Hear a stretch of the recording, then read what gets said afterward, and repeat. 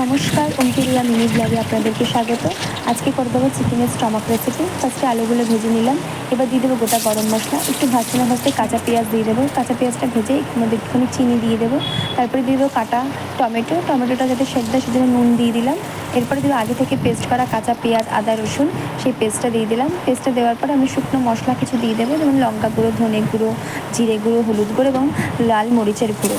ভালো করে দিয়ে দেখুন একটু কষাতে হবে। কষিয়ে যখন দেখবেন তেল ছেড়ে এসে তখন আগে থেকে ম্যারিনেট করা মাংসগুলো, স্টমাকগুলো দিয়ে দেবেন। এবার দিয়ে ভালো করে নাড়াতে হবে যতক্ষণ না এই মাংসর থেকে তেলটা ছেড়ে যায়। যখন দেখবেন তেলটা ছেড়ে এসছে মাংসগুলো থেকে, মশলাটা কষে এসছে, তখন আগে থেকে ভেজে রাখা যে আলুগুলো থাকবে সেই আলুগুলো দিয়ে দিতে হবে। দেখুন এবার মাংস থেকে তেল ছেড়ে এসছে, এবার আমি আলুগুলো দিয়ে দেবো। এবার ভালো করে কষাতে হবে। আর আগে থেকে মিক্সিতে যে পেস্ট করা ছিল সেই পেস্টের মধ্যে একটু জল দিয়ে সেই জলটা আমি এবার দিয়ে দেবো। এই জলটা দিয়ে দিলাম। এবার দিয়ে দেবো একটু গরম মশলা। ভালো করে নাড়াতে হবে, ফুটাতে হবে। ভালো করে ফুটে এলে মাংসটা আপনার হয়ে যাবে। এবার দেখুন ফুটে এসছে, প্রায় মাংসটা হয়েই এসছে।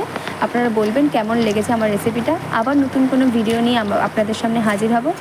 দেখুন ভালো হয়েছে না মাংসটা, আপনারা কমেন্ট করে জানাবেন। বাই।